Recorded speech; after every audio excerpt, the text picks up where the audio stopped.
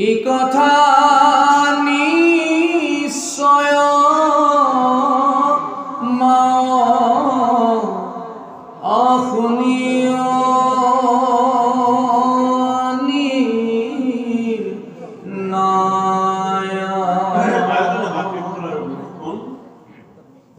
ইয়াতে লিখিছে যে বৰদী কপিল হৰি খুলা মহাসতী যে কপিল প্ৰভে কৈছে মাতৃ দেৱহতী যে একবিধ মাত্ৰ প্ৰণু নিৰ্গুণ ভক্তি যে একাশীবিধ ভক্তি মোৰ গুণময় ভক্তি আৰু যিটো নিৰ্গুণ ভক্তি সেইটো ব্ৰহ্ম ভক্তি যে গুৰ্যতৰো গুৰ্যতম তিনি তলৈকত নাহিকে মুখন কৈছে সেই ব্ৰহ্ম ভক্তিৰ কথাটো তিনিখন তলৈকতো বিচাৰি পোৱা নাযায় সেই ভক্তিটো কি বাৰু কৈছে নিজৰ শৰীৰৰ ভাৱৰ ব্ৰত যাৰ ভাৱৰ ব্ৰত আছে যাৰ ভাৱৰ গতি সদায় নম্ৰ যাৰ ভাৱৰ গতি সদায় সূক্ষ্ম সেইজনেই কেতিয়াবা নিজৰ মানৱীয় মূল্যবোধৰ মানে অৱক্ষয় নোহোৱাকৈ তেওঁ জীয়াই থাকিব পাৰে তাকে কৈছে নিৰ্গুণ ভক্তি তাৰ কাৰণে কৈছে জ্ঞান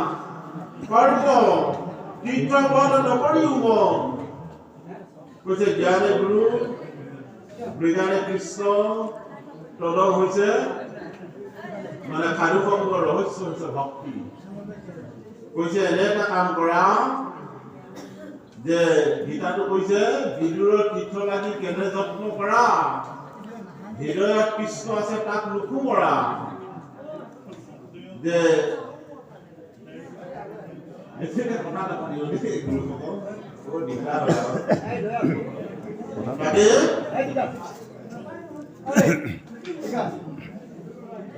ইয়াতে দেখিছে অকমান মানে আমাৰ ভাষাচাৰ্য প্ৰভুৱে দেৱান ইউনিভাৰ্চিটি আপোনালোকক মানে কথা কৈছে ইয়াতে ইমান অমৃত ৰস কৰি মানে নিগৰাইছে আমাৰ আমি অকণমান আন ঘূৰি ফুৰিবলৈ আমাৰ যদি মানে তেখেতে আগতে কৈ গৈছে যদি কাৰোবাৰ কিবা কথা পাতিবলগীয়া আছে অলপ বাহিৰত গৈ কথা পাতিব আপোনালোকে চাহকণ খাইছে চাহকণ খাওঁতে নিয়মে খাওক আমাৰ ইফালে পাঠ চলি আছে ইয়াৰ মানে ইমান তত্ত্বগধুৰ কথা আমাৰ ভাষাচাৰ্য মহোদয় আপোনালোকৰ আগত ব্যাখ্যা কৰি আছে আপোনালোকে অকণমান কাণ ধৰি শুনক মোৰ অনুৰোধ তাৰ কাৰণে মাতৃসকল আৰু গুৰুসকলে ইয়াৰ পদত কৈছে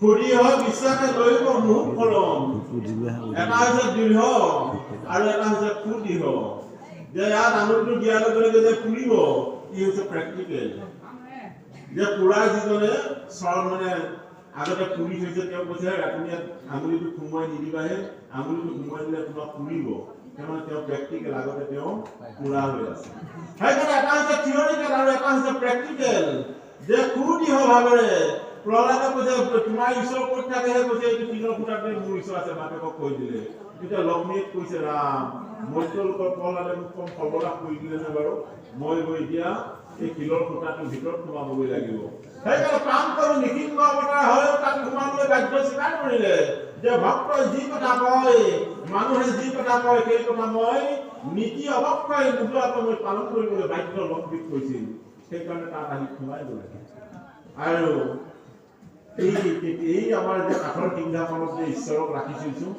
প্ৰহ্লাদক যেনেকৈ শিলৰ স্তম্ভৰ ভিতৰত দেখা দিলে আমাৰ গুৰুজনাই কৈছে যদি প্ৰহ্লাদে শিলৰ স্তম্ভত দেখুৱাই দিব পাৰে মই সাজি উলিওৱা কাঠৰ সিংহাসনত কিয় ঈশ্বৰ নাথাকিব সেইটো হৈছে সুদৃঢ় বিশ্বাস তাত ঈশ্বৰ আছে এইটো হৈছে মানে দৃঢ় বিশ্বাস সেইকাৰণে কৈছে বিশ্বাসে দূৰৰ তৰ্কে যাব বহু দূৰ তাৰ কাৰণে মহাৰাজ লক্ষ্মীনাথ বেজবৰুৱাই কৈছিল ভাগ্যক বিশ্বাস নকৰিবা বিশ্বাস কৰিবা তোমাৰ শক্তি ল'ৰাটোৰ মেট্ৰিকত কাজখন পাবলৈ ভাগ্য আছিল কিন্তু তাৰ শক্তি নাই সি ৰাতি বেছিকৈ নপঢ়ে মানে শক্তি অধীনৰ কাৰণে তাৰ ৰিজাল্টটো বেয়া বেছিকৈ কথা কৈ থাকিলে ঈশ্বৰে কম দুখ পায় কনচিডাৰ পাছ কৰে বুলি কৈছে তাৰ কাৰণে নিৰৱতাৰে পঢ়ি থকাটোৱে সেইকাৰণে ঈশ্বৰে কৈছে হৰিৰ চৰিত্ৰ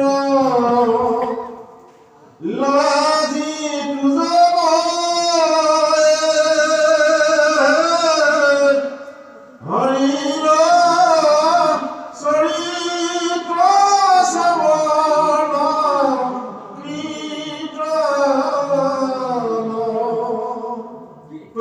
বুলি একোৱেই নাই কৈছে এটা শ্ৰৱণ কৰা আৰু কীৰ্তন কৰা মোক পাই যাবা সব শব্দৰ অৰ্থ হৈছে গ্ৰহণ কৰা আৰু কি শব্দ কৈছে দেই ভাগৱতৰ পদৰ কথা শুনি দেহত যিজনে আকৰ্ষণ কৰিব পাৰে প্ৰভু সেইটো হৈছে কীৰ্তন সেইকাৰণে পাৰিলে কৈছে নিগুণ ভক্তি আহি কহিলো বুজাই মই সময় ইটো ভক্তি এৰাই নাই যিজনে নিৰ্গুণ ভক্তি কৰিছে তেওঁৰ আৰু মোৰ লগত এৰাই নাই হালুক সমীপ মূৰ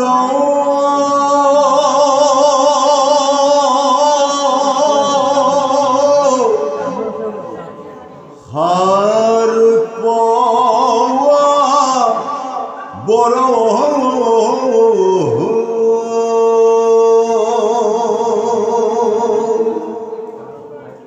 সহ্য সহিতে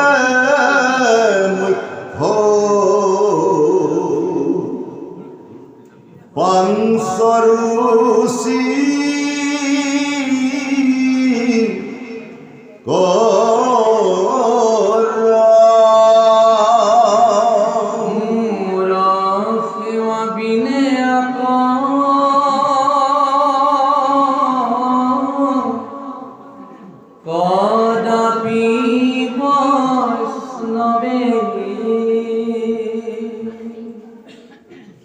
মই যাচি দেও যদি তথাপি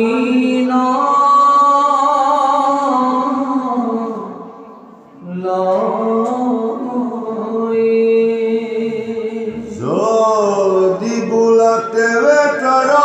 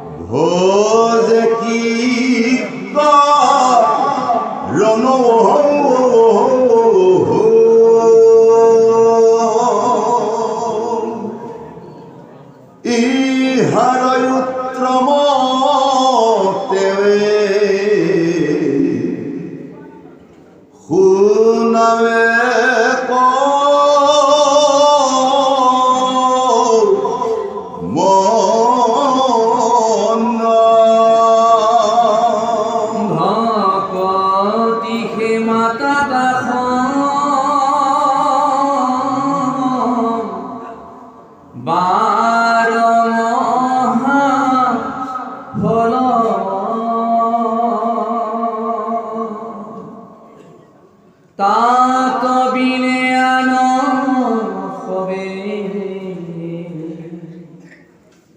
দেখে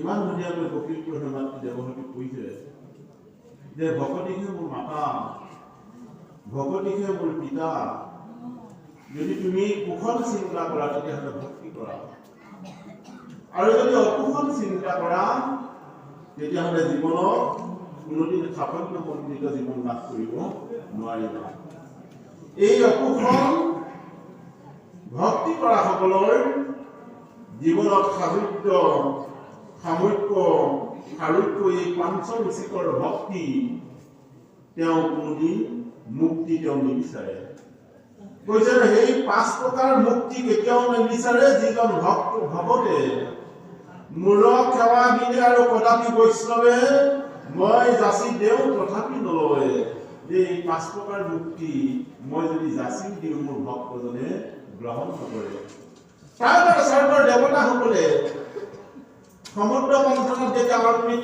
প্ৰাণ কৰিলে অমৃত প্ৰাণ কৰাৰ সময়ত স্বৰ্গৰ দেৱতাসকলে কৈছিল প্ৰভু তুমি অমৃত প্ৰাণ কৰি আমাক অমৰ কৰি দিলা এবাৰ যদি মধ্য লোকত মানুহৰ জন্ম দিলাহেঁতেন তোমাৰ কথাবিলাক শুনি থাকিব পাৰিলাহেঁতেন কিন্তু আজি তুমি অমৃত কৈ অমৰ কৰি দিলা আজি নতুন গাঁৱত পাৰ হৈ গ'ল কোনোবা এডাল গছৰ ডালত বহি আমি দেৱলোকে শুনি থাকিব লাগে কিন্তু মানুহৰ নিচিনাকৈ বহি থাকিবৰ কাৰণে আমাৰ মানে মৃত্যু নাই সেইকাৰণে ইমান সুন্দৰ কলেজৰ মানুহৰ দেহাৰ পোৱাৰ পিছত আমি যেন সদায় নিজৰ ৰুচিবোধ সম্পন্নভাৱে জীৱনত কাম কৰি যাওঁ, যিটো কামত কেতিয়াবা আমাৰ ঘাত আৰু বিঘাত আহে।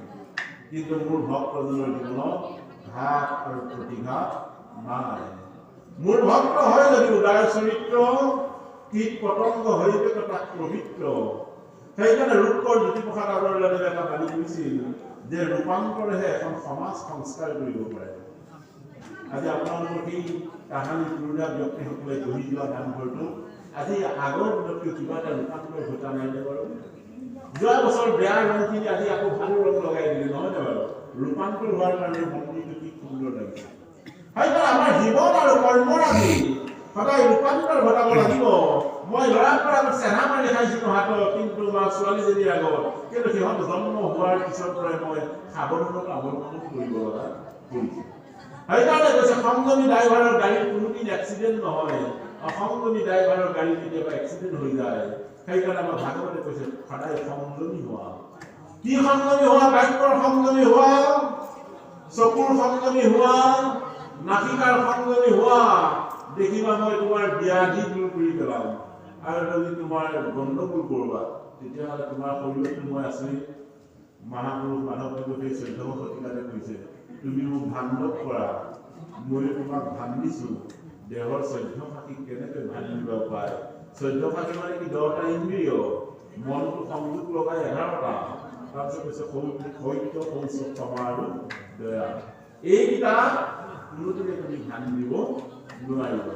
সেইকাৰণে মোৰ বৈষ্ণৱজনে কদাপি মোৰ বৈষ্ণৱজনে মই 5 প্ৰকাৰ মুক্তি যাচি দিলেও মোৰ বৈষ্ণৱজনে নলয়। প্ৰভু তোমাৰ গুণশ্ৰৱণ শুনি থাকিবৰ কাৰণে মই যেন বাৰে বাৰে পৃথিৱীত জন্ম লাভ কৰোঁ, এইটোহে মোৰ ভক্তজনৰ কামনা। সেইকাৰণে গুৰুসকল বহু অগাধ পুণ্যৰ ফলত আজি এই সমন্বয় ক্ষেত্ৰত আমি যি মানৱীয় শৃংখল ধাৰা জীয়াই ৰাখি তাৰ কথা সুধিছোঁ, ঈশ্বৰৰ কথা শুনিবলৈ পাইছোঁ। তাৰ কাৰণে কোটি কোটি পুণ্য আপোনালোকৰ মিলিব। সেইকাৰণে আমি ক্লাছ 8ত পঢ়িছিলোঁ 1994 চনত এটা মানে গল্প আছিল। নাচিকতা বুলি এজন বিয়াৰ আছিল। সেই বিয়াত মানে জীৱনত হাঁহ পাৰ চাকৰি মাৰি তাৰ মাংস বিক্ৰী কৰি পৰিয়ালটোক পোহপাল দিলে। কিন্তু কি হ'ল, এদিন তেওঁ এনেকে এখন সাধুসকলৰ ৰৈ থাকোঁতে জীৱনত এদিনহে কৈছে কৃষ্ণ বুলি। তেওঁ যাওঁতে কৃষ্ণ বুলি ক'লে।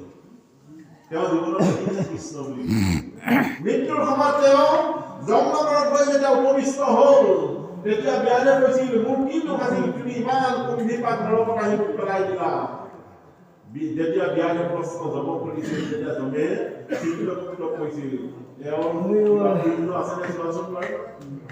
বোলে তেওঁ জীৱনত চব পাতেই কৰিলে, কিন্তু এদিন তেওঁ সাধুসকলে পাঠ খাই থাকোঁতে কৃষ্ণ বুলি ক'লে। তেতিয়া বিয়ালে লগে লগে চকুৰ আছিল বিয়াত, কৈছে প্ৰভু মই এটা কথা ক'লো, মইতো জীৱনত এদিনহে কৃষ্ণ বুলি ক'লো, কৃষ্ণ নামৰ মহিমাৰ কথাটো অকণমান কওকচোন। জনে কৈছে বাপৰে বাপ, এই সোপা ভকতো কৰি আছে নৰক, কিন্তু ভকতৰ গণ্ডগোল নহয়। কৈছে সিহঁতেও চাচোন আগতে নাম ল'লে দুখ কৰাৰ কাৰণে সিহঁতকো জেগাই জেগাই থৈ দিছে, কিন্তু সেইসকলে ইমান নাম পাত গাই গাই মোক নুসুধিলে, তুমি ইমান পাৰ ছাগলী মাৰি আহি সুধিছা। কৈছে মই ক'ব নোৱাৰিম নহয়। সি কৈছে ক'ব লাগিব। জনে কৈছে মই নোৱাৰিম, মই প্ৰভুৰ নাম জপহে কৰি থাকোঁ, কিন্তু প্ৰভুৰ মহিমাৰ কথা মই ক'ব, নামৰ মহিমাৰ কথা মই ক'ব নোৱাৰিম। বোলে কোনে পাৰিব? বোলে ব্ৰহ্মা লোকত ব্ৰহ্ম আছে, তাহাঁতে যাবগৈ লাগিব। বোলে মইতো চিনি নাপাওঁ, তুমি মোক লৈ যাব লাগিব। তেতিয়া জমৰ লগতেই বিয়াধুকৈ ব্ৰহ্মলোক পালেগৈ। যেতিয়া ব্ৰহ্মলোক পালেগৈ, শৰীৰৰ আধা পাপ তেওঁ কি হৈছে, ক্ষয় হৈছে। তেতিয়া ব্ৰহ্মাক সুধিছিল, দেউতা জনে কৈছিল যে কৃষ্ণ নামৰ মহিমাৰ কথা কওকচোন। কৈছে মই 4খন মুখে জপহে কৰি আছোঁ, কিন্তু মহিমাৰ কথা মই নাজানো। বোলে কোনে জানে? বোলে কৈলাশত শিৱই সহস্ৰ নাম জপ কৰে, তেওঁ জানিব, তেওঁ ওচৰলৈ যোৱা। যেতিয়া কৈলাশত পালেগৈ, শিৱক সুধিলেগৈ, যেতিয়া ব্ৰহ্মলোকলৈকে কৈলাশ পালেগৈ, তেওঁৰ শৰীৰত 1 বিন্দু মাত্ৰ পাপ আছে বিয়াৰৰ শৰীৰত, তাৰ পৰা তেওঁ পাপ বিনাশ হৈ গ'ল। তেতিয়া গৈ শিৱক যেতিয়া সুধিছে, শিৱই কৈছে মই সহস্ৰ নাম জপহে কৰিব পাৰোঁ, মই ঈশ্বৰৰ মহিমা নামৰ মহিমাৰ কথা মই নিজেও নাজানো।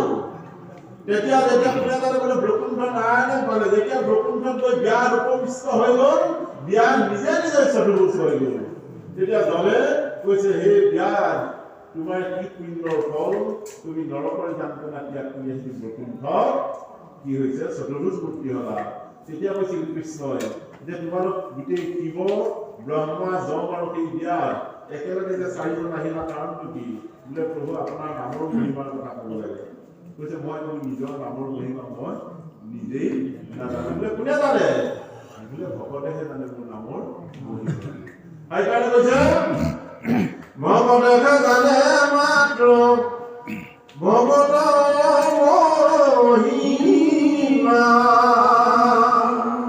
অয় ভকতে মজাব ভকতৰ মহিমা কৈছে ভকতেহে জানে ভকতৰ মহিমা অভকতে কি কয় বাৰু কি কয় বৈকুণ্ঠলৈ যাব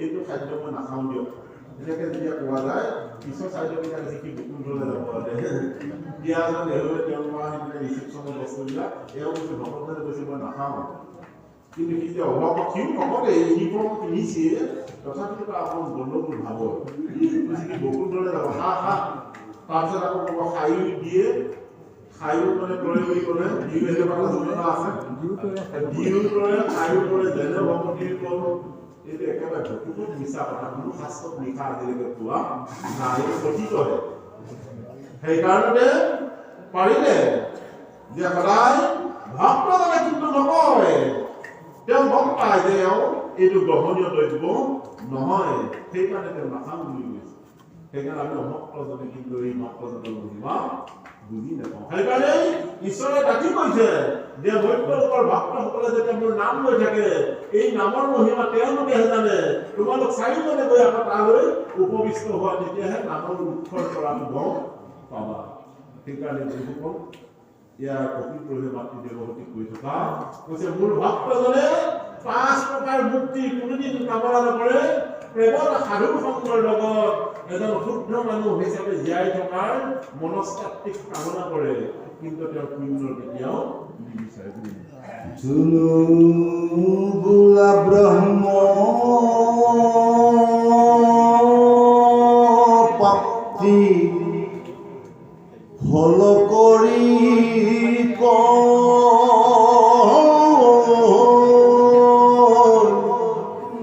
শুনিও মাতৃ দেৱে ইহাৰণী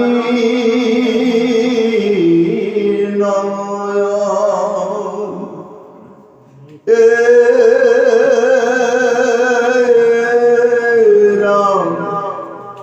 মুক্তিপূৰ্ণ ভকতিৰ প্ৰাসংগিক মাত্ৰ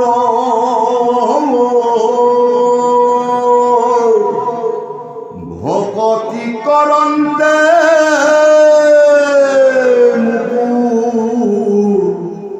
তীৰ হুৱে পাত্ৰ আয়াম ভকতিৰ আগে মা মুখ্য কোন হয় ভকতিৰে মুখ আছি অধীন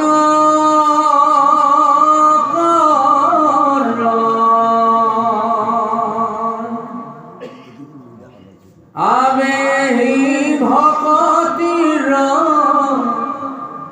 শুনি সাধন মুত সমৰ্পিয়া কৰি বেক কৰ্মগণ অৰমে ভকত প্ৰতিমা মূৰ দুই অধিষ্ঠান দুইকু পূজা দৰ্শন কৰিবে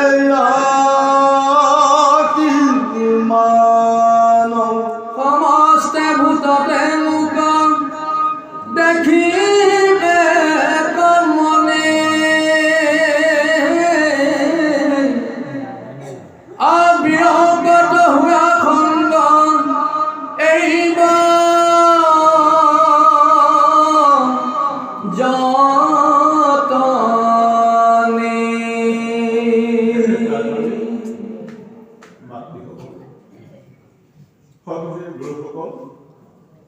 পদত লিখিছে ভকত মোৰ প্ৰতিমা কৈছে নামঘৰৰ কেইঘাটখনৰ ভিতৰত মই যেনেকৈ লৈ আছো আৰু নামৰ মূৰ্তিতে আপোনালোকে ইয়াত বহি আছে কৈছে একোজন মোৰ শক্তি প্ৰতিমা কৈছে তাত সেৱা কৰিলে যিমান পুণ্য হয় তাতকৈ ততোধিক পুণ্য হ'ব ভক্তজনক যদি সেৱা কৰা যায় সেইকাৰণে গংগাদেৱীয়ে কৈছিল সংকীৰ্তনৰ ধৰা যদি কেতিয়াবা ভক্তজনে আহি যদি মোৰ গংগাৰ পাৰত আহি যদি এদিন হ'লেও যদি গা ধুই কোটি জন্মৰ পুণ্য ফল লাভ কৰিম তাৰ কাৰণে আমি পদত কোনে কৈ আছে ভগৱান কপিল প্ৰভুৱে কৈছে ভগৱানে নিজ মুখেৰে মাকক কৈছে যে ভকত মোৰ প্ৰতিমা মোৰ দুই অধিষ্ঠান কৈছে মই আৰু ভকতৰ পৃথক নাই তাৰ কাৰণে আমি যদি কেতিয়াবা পৃথক কৰিছোঁ তাৰ কৰ্মফল আমি এদিন ভোগ কৰিব লাগিব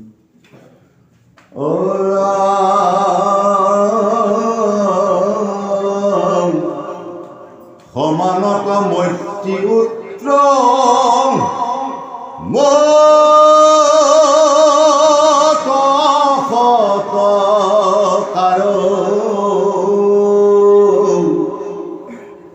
দৰিদ্ৰত দয়া কৰি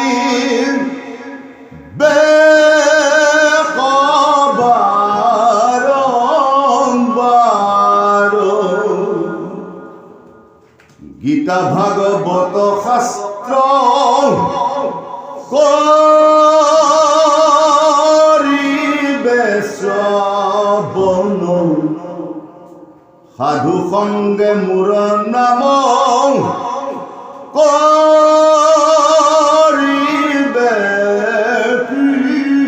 কীৰ্তন আমি সৰ্বসাধন যিটো কৰিবে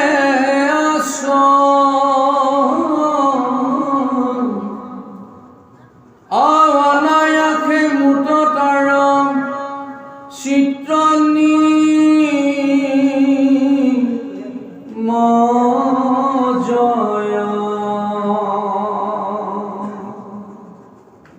পুষ্পৰসু ধান যেন প্ৰৱেশে নাখাত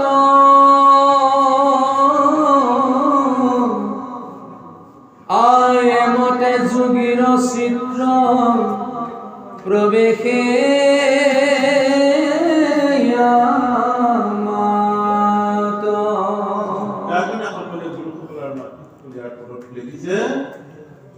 যে সমস্ত ভোটলে মোক দেখিব কমলে যে সমস্ত হৃদয়ত যে ভগৱন্ত প্ৰভু আছে এইটো ইউনিভাৰ্চেল ট্ৰুথ চিৰন্তন সত্য সকলোৱে মানিছে তাৰ কাৰণে ডাঙৰ ডাঙৰ বৈজ্ঞানিকসকলে কৈছে গড ইজ অলমাইটি কৈছে ভগৱান সৰ্বশক্তিমান যেতিয়া পেটটো ফালিবলৈ অপাৰেশ্যন থিয়েটাৰত সোমায় আপুনি ডক্টৰক যদি সুধি থাকে কৈছে মই একো কৰিব নোৱাৰোঁ কিন্তু ডাঙৰ ডক্টৰ আৰু কৈছে যদি ভগৱানে কৃপা কৰে নিতান্তই ভাল হ'ব তুমি মই মাত্ৰ চেষ্টাহে কৰিব পাৰোঁ সেইকাৰণে ডাঙৰ ডাঙৰ বিজ্ঞানীসকলেও ভগৱন্ত প্ৰভুৰ অস্তিত্ব স্বীকাৰ কৰিছে আপুনি আৰু মই যদি ভগৱন্ত প্ৰভুৰ অস্তিত্ব স্বীকাৰ নকৰোঁ তেতিয়াহ'লে ভুল হৈ পৰিব সেইকাৰণে আজি ঈশ্বৰে কৈছে সমস্ত ভূতক সমস্ত জীৱৰ মাজতে মই স্থিতপদ্যভাৱে আছোঁ তাৰ কাৰণে পাৰিলে তেওঁলোকক কি কৰা দয়া কৰা তেনেকৈ দয়া কৰা যে বিৰমত হৈয়া সংগ কৰিবা যতনে যে এটা হৈছে অবিৰক্ত আৰু এটা হৈছে বিৰক্ত যে বিৰক্ত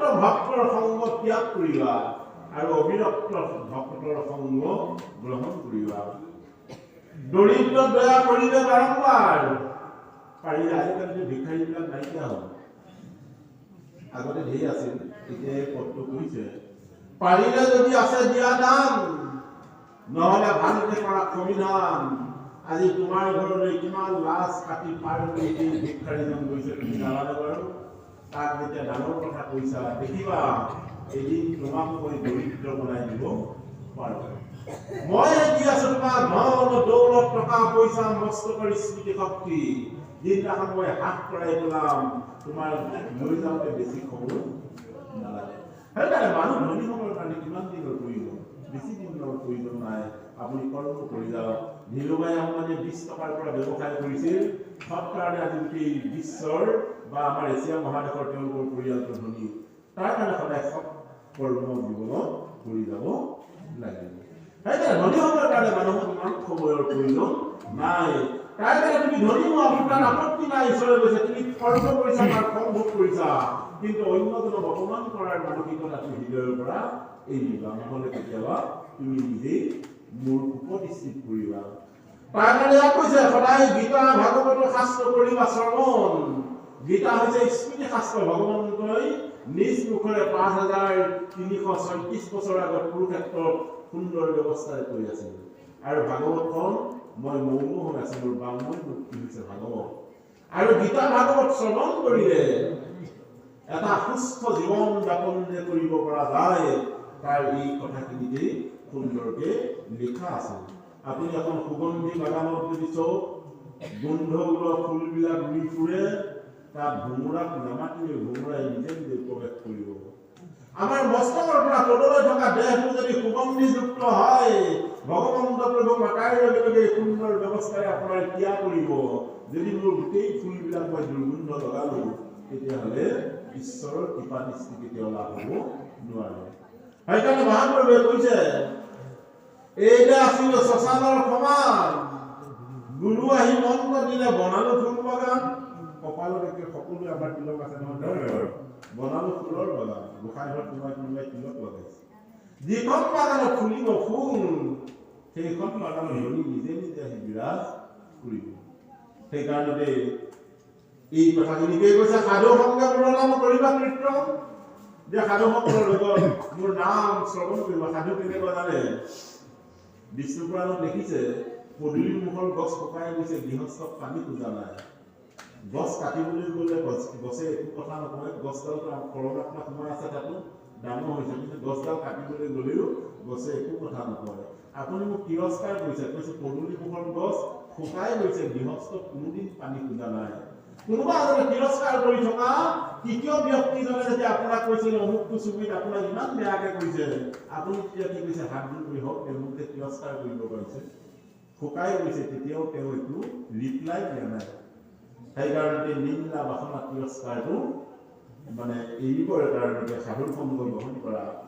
ইখবৰ সাধনা যিটো কৰিবা আশ্ৰয়, এইসকল যিসকলে সাধনা কৰে, সাধনা মানে প্ৰেক্টিকেল কৰে, যে প্ৰেক্টিকেল কৰিলে তাৰ ফলটো সুন্দৰ। ইয়াত এতিয়া কাৰেণ্ট আহি আছে, কোনো নাজানো, কিন্তু আমি সকলোৱে জানো ইয়াত কাৰেণ্ট আহি থকাৰ কাৰণে বাল্বটো জ্বলি আছে। এতিয়া কাৰেণ্টটো কেনেকৈ ব্যৱস্থা হ'ব? বোলে টেষ্টাৰটো আছে লগাই দিওঁ, লগাই দিব হয়। ইয়াত কাৰেণ্ট আহা এইটো মানে দৃঢ় প্ৰতিজ্ঞ, মানে সুদৃঢ়। ইয়াত কাৰেণ্ট আহি আছে, এতিয়া আমি দৃঢ়তাই ক'ব পাৰোঁ ইয়াত কাৰেণ্ট আহি থকাৰ কাৰণে বাল্বটো জ্বলি আছে। যেতিয়া টেষ্টাৰটো আমি লগাই দিব, ইয়াত কাৰেণ্ট আহি থকাটো চিৰন্তন সত্য, মানে সুদৃঢ় বিশ্বাস আহিব। তেতিয়া এই ব্যৱস্থাটো যদি কৰা যায়, সাধন কৰা যায়, ইয়াত দেখিছে পুষ্পৰ সুঘানজনক প্ৰৱেশে নাশা, এমতে যোগীৰ চিত্ৰ প্ৰৱেশে আমাৰ। যে যোগীসকলৰ, যোগী বুলি ক'লে আমাৰ নামখিনি বুলি ক'লে ভুল হ'ব দেই। আমাৰ এইফালে ভাগৱত এখন হৈ আছে, তাত পাঠৰ মানুহ এজন বহি আছে, সেনাপতি এটা আছে, ৰাজবংশী এটা আছে, ডেকা এটা আছে, আমাৰ যোগী এটাও আছে, যোগী দুটা আছে।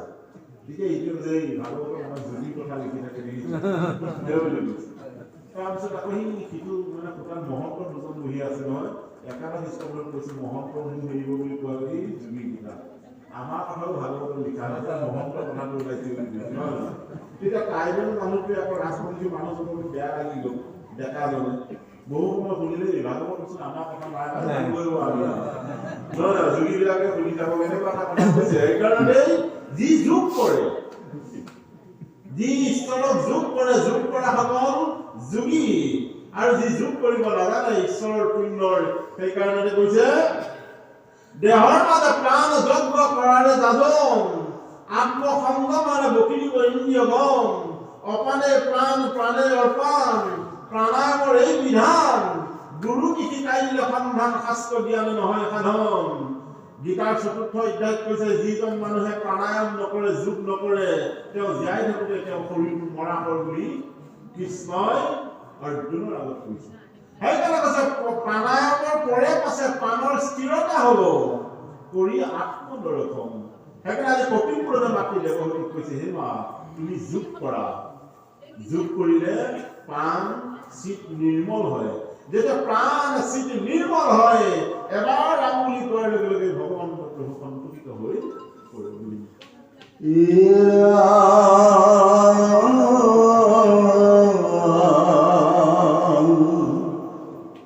সমস্তে ভূততে মই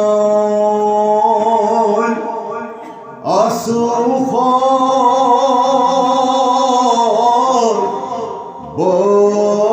বখনে মুগ বৈজ্ঞাৱতী কৰে যিটো জহনে বেদমন্তে প্ৰতিমাত কৰ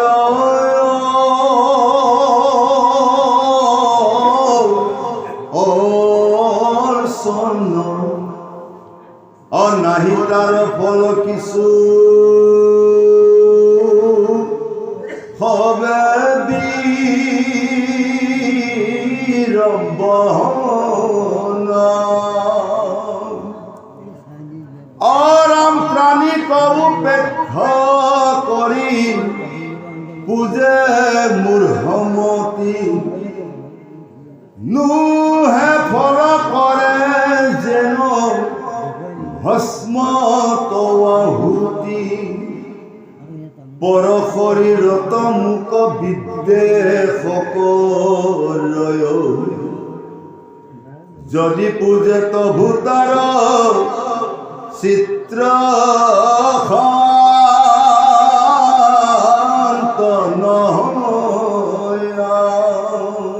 আয়াম প্রাণী প্রাণী দিয়া মুখ যিজনে পূজয়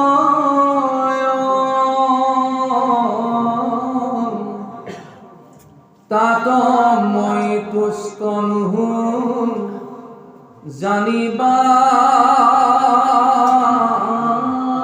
নিশ্চয় অবৈজ্ঞায় উপেক্ষা দেহ নিন্দাব হৰি তেবে মুখ পুজি বেক ভক্তি ভাব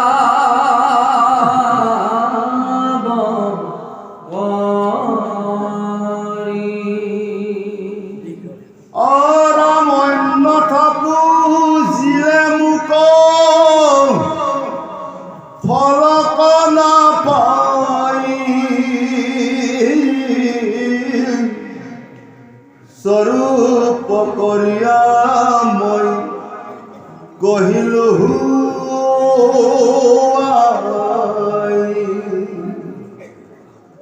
আরাম যিজনে পুন পর ভেদক কর তাক মই ঘূৰ তৰ দিও মৃত্যু ভয় আৰামেহি জানি সুতবৰ কৰি আমি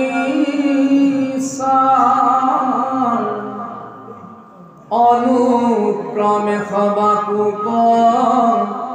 ৰিবেশত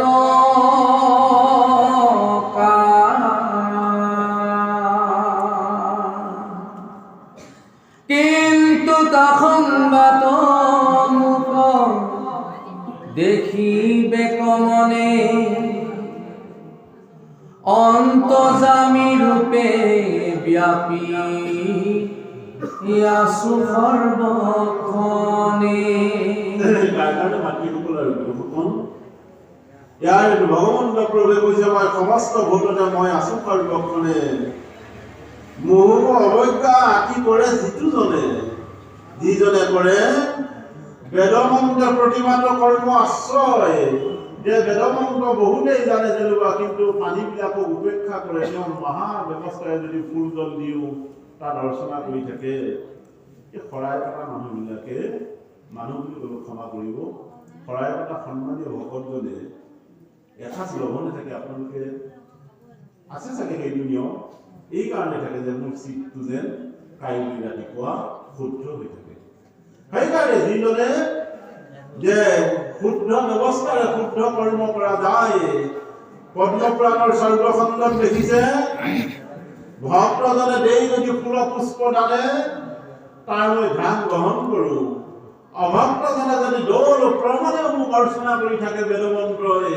মই তাক কেতিয়াও চকু মেলিও নাচাওঁ তাৰ কাৰণে ইয়াক কৈছে পানীক উপেক্ষা কৰি পূজে মোহমতী নোহে ফল কৰে জানো ভস্ম পাহতি যে পানী জীৱবিলাকক যদি হিংসা নিন্দা তিৰস্কাৰ কৰাৰ ব্যৱস্থা আছে সেইজনে যিমানেই নকওক পৰ শৰীৰত মোক বিদেশ কৰয় সেইদিনাখন দৈৱকী ঠাকুৰজী মহাৰাজে মানে আস্থা চেনেলত ব্যাখ্যা কৰিছে যে আনৰ মাংসতে খাইছে তোমাৰ আঙুলিটো মোক কাটি পেলাই দিব পাৰিবা এই মানে প্ৰশ্ন কৰা জানে প্ৰশ্ন যিজনে সুধি আছে যে তুমিতো মাংস কিয় খাই আছা বাৰু সেই বুলি কোৱাৰ লগে লগে কি কৈছে খাই বৰ ভাল পাওঁ হিন্দীতে কৈছে কৈছে মই তোমাৰ আঙুলিটো খাবলৈ মন গৈছে তুমি কাটি পেলাই মোক দিবানে বাৰু দৈৱকী ঠাকুৰজীয়ে কৈছে কৈছে মই আঙুলিটো কাটি দিব নোৱাৰিম ন যদি তুমি আঙুলিটো কাটি দিব নোৱাৰা তেতিয়াহ'লে লোকৰ মাংস খাবলৈ তুমি কিয় লটবালি কৰি আছা এই ব্যৱস্থাটো মানে দক্ষিণ ভাৰতৰ সেইদিনাখন দেখুৱাইছে সেইকাৰণে আমাৰ ইয়াতো গুৰুজনৰ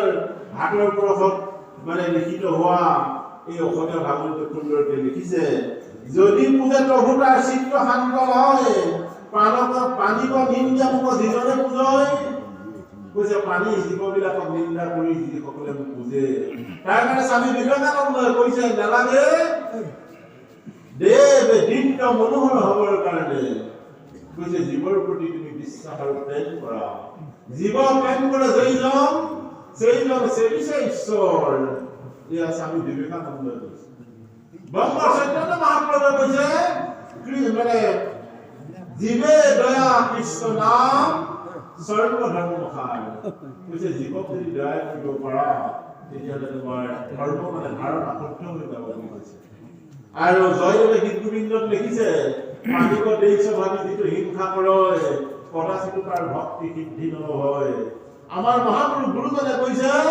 যে যতনে সচৰাচৰ হৰিময় নিৰন্তৰ হৰিৰ পিছতোকে ওলাই যে যিমানবিলাক চৈতন্যময় জীৱ সকলোতে মই হৰি হৈ হিচাপে সোমাই আছো আৰু লগতে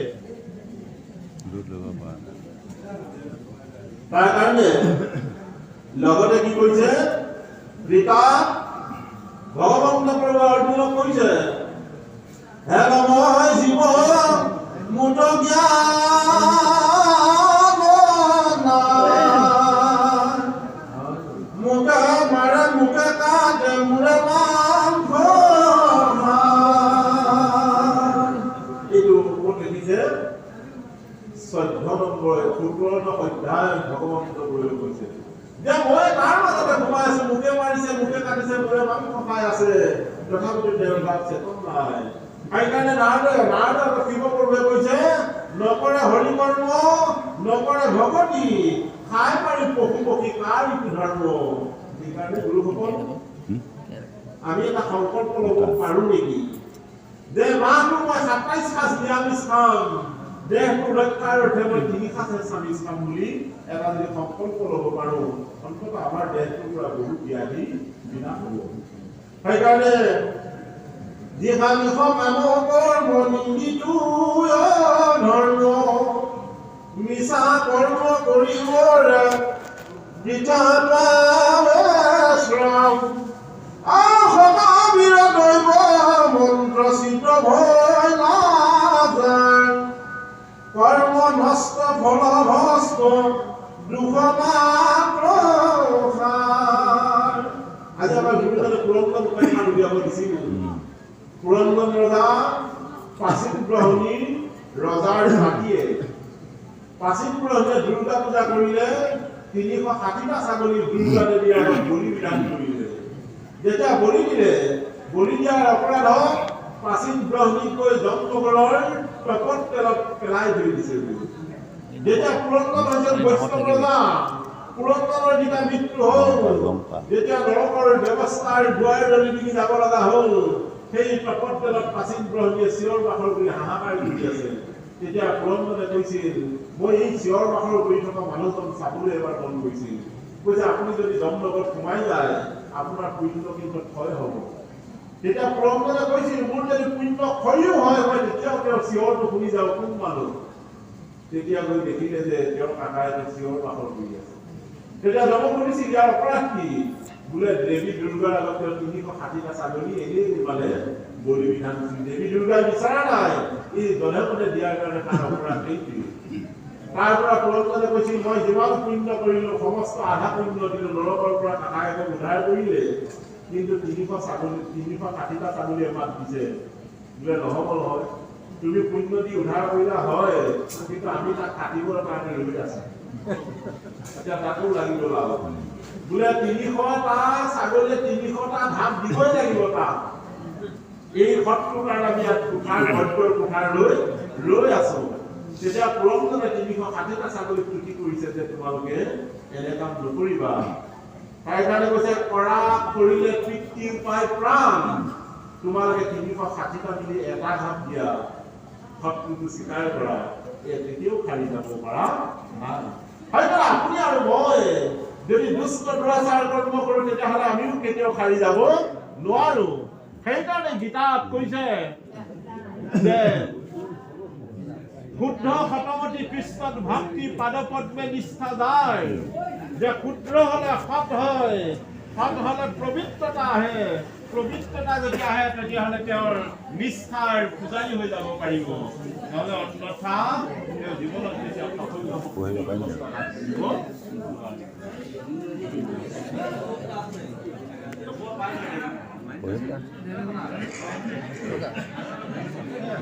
যাকো ভয়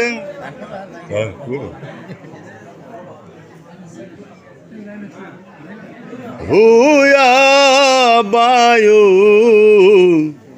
খুজে প্ৰকাশয় ইন্দে যাক ভয়ে মেঘ দাৰে বৰিষয় এ হৰিয়ে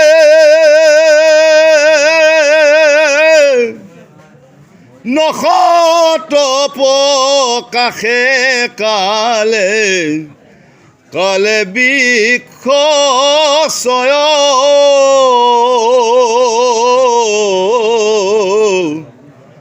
জাত ভয় হুয়া ফল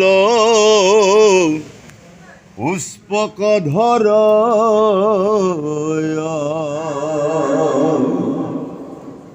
নদী বহে সমুদ্র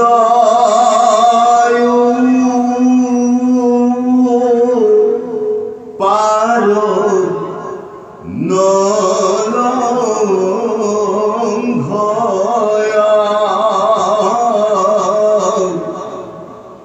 অগ্নি দহে ভূমি খবে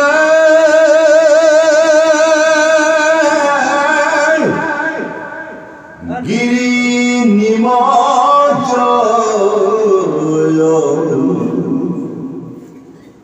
আকাশে বায়ু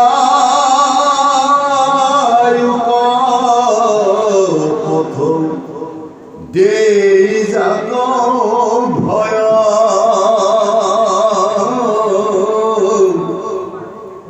ব্রহ্মবাদী যাক ভয়ে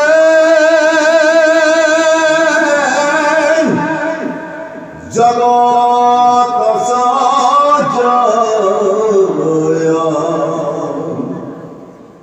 হেহি প্রভু পিতৃ জগত সজন্ত মৃত্যুরূপ ভূয়া জগ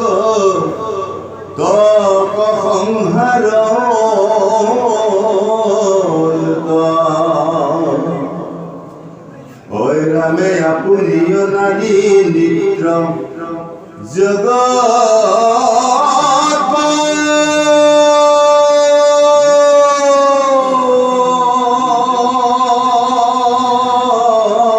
ঈশ্বর তেহে প্রভু ভজন